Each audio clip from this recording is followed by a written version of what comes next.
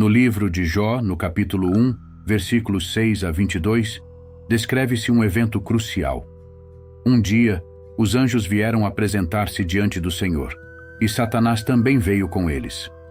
O Senhor questionou Satanás sobre sua procedência, e este respondeu vagando pela terra. O Senhor, então, destacou a retidão de Jó, descrevendo-o como um homem justo, íntegro, temente a Deus e afastado do mal. Satanás retrucou, sugerindo que a devoção de Jó era devido às bênçãos divinas e propôs um desafio. Argumentou que, se tudo que Jó possuía fosse tocado, ele amaldiçoaria Deus. O Senhor aceitou o desafio, permitindo que Satanás atacasse tudo o que Jó possuía, exceto a própria vida dele. Satanás deixou a presença do Senhor. Num dia festivo da família de Jó, mensageiros trouxeram notícias devastadoras. Primeiro, os sabeus atacaram, levando os bois e os burros, além de matar os servos. Enquanto o mensageiro ainda falava, outro chegou com a notícia de que o fogo de Deus havia caído, consumindo o rebanho e os servos. Logo em seguida, um terceiro mensageiro informou que os caldeus, em 3 grupos, atacaram, roubando camelos e matando mais servos. Os eventos dramáticos deixaram Jó sem suas posses e, ainda assim, permaneceu fiel a Deus. Enquanto o mensageiro ainda falava, um outro chegou com notícias ainda mais dolorosas. Seus filhos e filhas estavam celebrando na casa do irmão mais velho quando um vento forte do deserto atingiu a residência, derrubando-a sobre eles. Todos pereceram, e o mensageiro relatou ser o único sobrevivente para contar o trágico acontecimento. Diante desse golpe devastador, Jó expressou sua dor de maneira visceral. Levantou-se, rasgou o manto, raspou a cabeça e prostrou-se em adoração. Em profunda humildade, declarou que veio nu do ventre de sua mãe e nu partirá. Reconheceu que o Senhor dá e o Senhor tira, e bendisse o nome do Senhor. O texto destaca a maturidade cristã ao abordar a verdadeira compreensão da fé. Enfatiza que o temor de Deus transcende as respostas às orações e os resultados desejados. É apresentada a ideia de que a maturidade cristã reside em permanecer com Deus, mesmo quando o coração está quebrado pela situação. A mensagem continua abordando a raiva em relação a Deus, encorajando a sinceridade diante da tristeza e frustração. Argumenta que Deus não abandonou, mesmo quando as circunstâncias parecem difíceis. Conclui exaltando a fé bíblica, que acredita em Deus independentemente dos resultados, em contraste com uma abordagem utilitária da fé, que busca Deus apenas pelos benefícios que Ele pode proporcionar. A fé lucrativa é uma crença que se fundamenta na ideia de crer e obedecer a Deus, apenas se Ele fizer algo por nós. Essa teologia está alicerçada na convicção de que crer em Deus resultará em riqueza, saúde e na realização dos sonhos mais ousados. No entanto, a verdadeira fé bíblica não se concentra no que Deus pode fazer por nós, mas sim em quem Ele é. A teologia da prosperidade destaca a crença de que a riqueza, a saúde e a realização dos sonhos dependem da fé em Deus.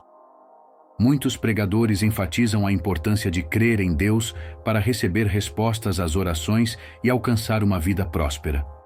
No entanto, essa abordagem levanta questionamentos sobre a verdadeira natureza da fé. A fé verdadeira, de acordo com a perspectiva bíblica, não é condicional às bênçãos materiais ou à ausência de desafios.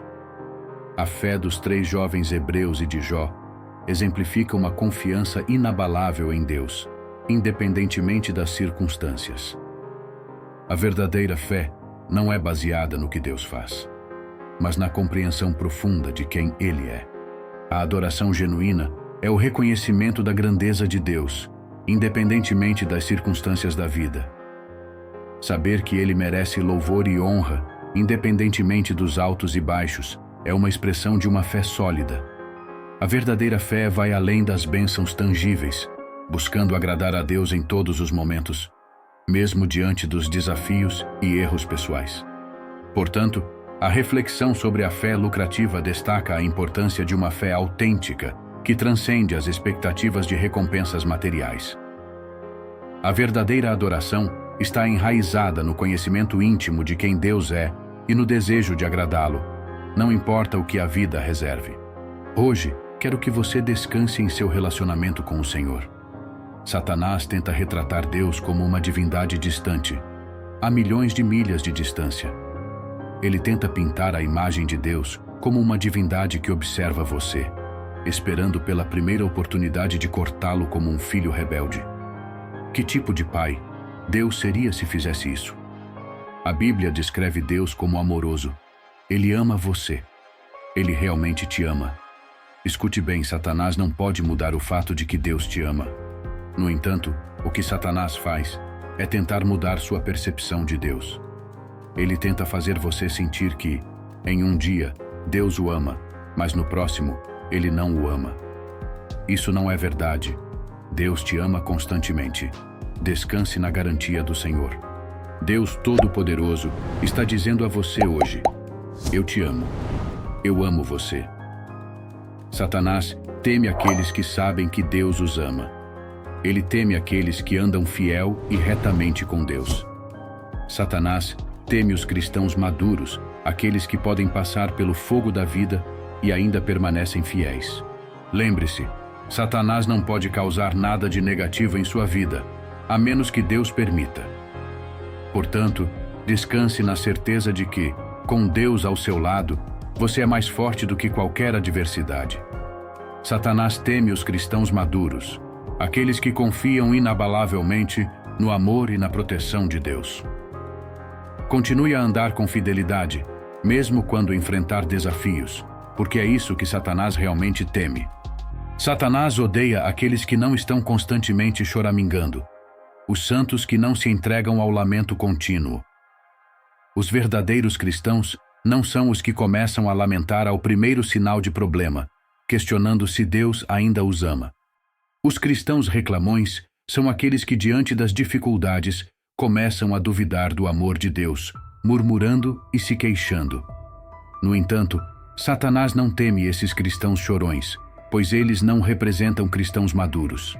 Um cristão é alguém que compreende que Deus não é como um homem, cujo amor muda de um minuto para o outro. Eles entendem que o amor de Deus é constante, não sujeito às flutuações momentâneas que a mente humana pode imaginar. Esses cristãos permanecem firmes em sua fé, mesmo em meio aos desafios. Um cristão entende que Deus não é como o Papai Noel, ou um gênio em uma garrafa que pode ser esfregada 3 vezes para realizar desejos. Cristãos compreendem que Deus merece ser elogiado e adorado pelo que Ele é. Vivem suas vidas sob o lema expresso por Jó: Nu eu vim do ventre da minha mãe, e nu voltarei para lá.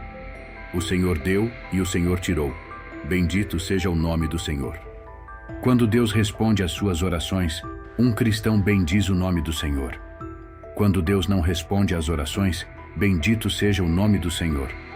Se Deus concede o que foi solicitado em oração, bendito seja o nome do Senhor.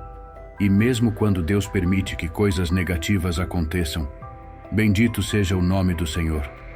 Cristãos bendizem o nome do Senhor em todas as circunstâncias, enfrentando o inferno ou a maré alta. Além disso, um cristão evita o mal. Assim como Jó, que viveu uma vida contrária ao mal, os cristãos escolhem uma vida que repudia o mal. Sua maturidade na fé é evidente em sua postura contra o mal, e eles seguem o exemplo de Jó ao viverem vidas que refletem essa maturidade na cristandade. Eles não focam apenas nesta vida, seus olhos estão na eternidade. Eles compreendem que mesmo vivendo 100 anos nesta terra, isso é apenas uma gota no oceano, em comparação com a eternidade.